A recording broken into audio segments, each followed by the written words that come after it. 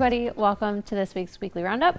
First things first, I want to just give a little bit of an update on our office hours for the next couple of weeks. So next week we will be closed Thursday and Friday, and then the following week after Christmas we'll be closed Thursday and Friday as well. So just heads up, if you come into City Hall or any of our city offices to do business, we will be closed the next 2 weeks on Thursday and Friday.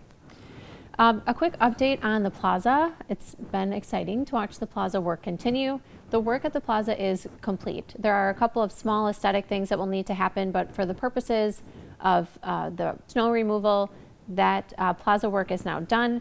We will be making some small changes like some fencing yet this year. We'll have to put some railing right at the river's edge.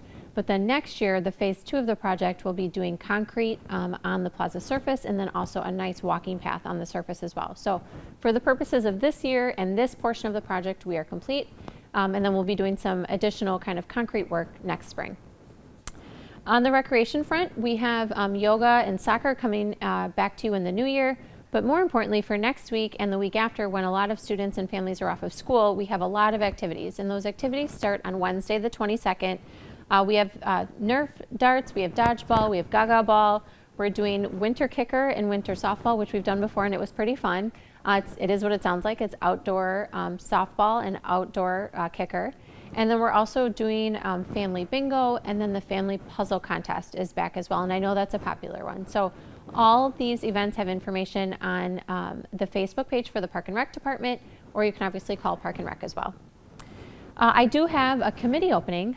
Talk about Park and Rec on the Park, Rec, and Forestry Commission. So this commission meets on Mondays, the first Monday of the month at 4:30.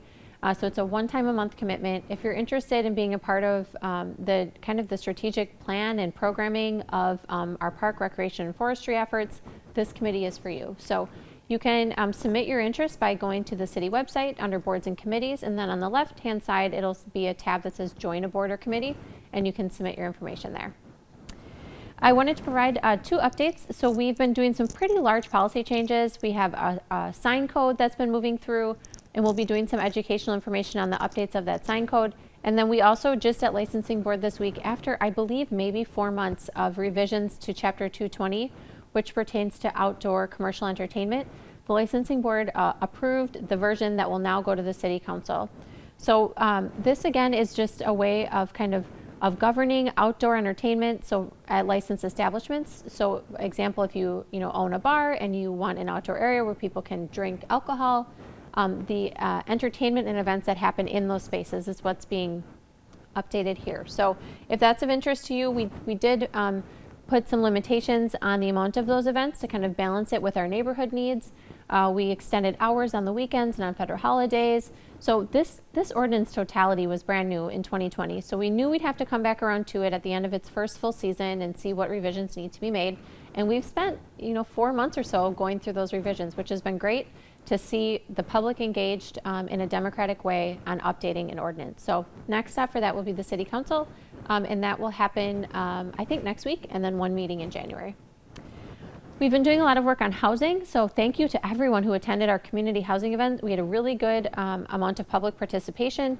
The next kind of step for that is we're expecting a report mid-January that will suggest to us the styles of housing, the locations of those housing, opportunities for bringing that housing to life. So thank you for everyone who participated. Your input's been very valuable, and we will take next steps on that in about mid-June. On the COVID front, I just wanted to provide an update. There was a press release that went out this week with a lot of our area nursing homes, our public health, our fire department and EMS, and then also the hospital. And it just talked about kind of the state of where we are. And cases have, as you've heard in the news, our cases have gone up. That going up seems less impactful because we're all kind of desensitized to the ebbs and flows of these numbers. So what this press release talked about is the real impact of that influx in cases. And it's for example, I'll use an example. Let's say we have a high school aged person who is working as a CNA and they have a cold. And without doing testing or staying home because they feel ill, they go to work at a nursing home. And now that nursing home has been exposed, and this sniffles has now become COVID. So now the nursing home has COVID, and you would be very surprised by the very few amount of cases a nursing home can have before it's considered an outbreak. And once they're in an outbreak status, they can't take new patients. So if sick people come into the hospital and they're ready to go to a nursing home, now that nursing home is in an outbreak status and they can't take new patients, and so those patients have to stay at the hospital. And let's say I need to have care, so I call 911, and the hospital is at a point where they can't accept me. Now my ambulance has to take me to a different hospital. And then another person calls 911 because they have a fire at their home, and our ambulance and our staff are potentially in another city. So even though these numbers seem not as impactful to us as they once were, there is still a cycle. And we're all connected in this healthcare system, from that CNA worker to a nursing home to a hospital to our fire and EMS to us, me and you, people who call 911 when we need help. So I'm not saying that to be alarmist by any means. We have navigated this issue for 2 years, and we've had this same issue a handful of times. I'm more so saying it just for people to realize kind of that cyclical nature of one decision and how that decision can impact an entire system. So if you're interested in learning a little bit more about that, message us. I'm happy to chat with you about it. I again am just sharing it so people kind of understand that cycle and the chain of reaction, if you will, that can happen. We have been posting information about our vaccine clinics. Our vaccine clinics, thankfully, are quite full. So we will be posting in the coming week information on other places that people can register to get vaccine. So next thing, Text My Gov. So we sent out a Text My Gov notification to people that registered for those about the stoplight being out on Main and First Street yesterday. So if you got that, that's why. If you want to get notifications like that, I would encourage you to sign up for Text My Gov by going to our city website, and a pop-up will appear in the bottom corner and submitting your information. This will be the easiest way for you to get snow emergencies, to learn about road closures, water main breaks, things like this, where we're asking people just to try to find a different route if they can. So please help us out and sign up for that. Property taxes. So property tax bills have gone out. Just a reminder, we do not send reminders. So this tax bill that you received is it. They can be paid in all at once or in installments. Those dates are January 31st, August 30th, and July 31st. I think I got those right. If you're not sure, check the city website. There's a nice news item right on the homepage that has those dates listed for you. We can take those payments here in the office Monday through Friday, 8 to 4:30, by check or cash. You can also pay through Payment Services Network. There is a 3% fee on those, and you can also mail in your payment. If you do mail in and you want a receipt back, please include a self-addressed envelope that's also stamped, and we'll get a receipt sent back to you. At the beginning of the roundup, I mentioned we're going to be closed next Thursday and Friday and the following Thursday and Friday. A lot of people want to pay their taxes before the end of the year. So if you come to pay on that Thursday or Friday and we're closed, you can put it in the Dropbox. And as long as it's in the Dropbox, we will date it appropriately.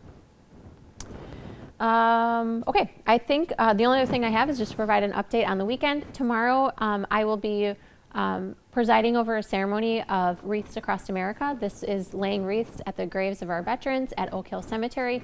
Please come and consider laying a wreath for any veteran in the cemetery or perhaps one of your loved ones. That begins at 11 a.m. and we will be meeting in Oak Hill Cemetery right in the middle at that kind of green building that's at the center of the cemetery. Deck the House is still going on. I love this event. The map is on Watertown Tourism or on the Park and Rec page. Just take a drive, cast your vote, and pick our favorite house on the Deck the House route. The New Year's Eve party hosted by the tourism and the Main Street program will be on New Year's Eve. The tickets are still on sale, so go to Watertown Tourism for information on where you can buy those. And then the Downtown Winter Wonderland contest. So these are a contest on the best decorated holiday windows in the downtown. That ends on Sunday. So if you're interested in voting, make sure you take your stroll this week. And then obviously, last but not least, Santa House is open. Hours are on Watertown Tourism, or you can find them by looking for Santa House directly on Facebook. And I think he normally has a sandwich board sign out at Sharp Corner Park as well. So because we'll be closed for the next 2 weeks, I will not be doing a roundup for 2 weeks. We will be doing kind of that year review that we'll post either later this month or at the beginning of January. But I wish you all just a wonderful holiday season. Merry Christmas, Happy New Year, and I'll see you in 2022.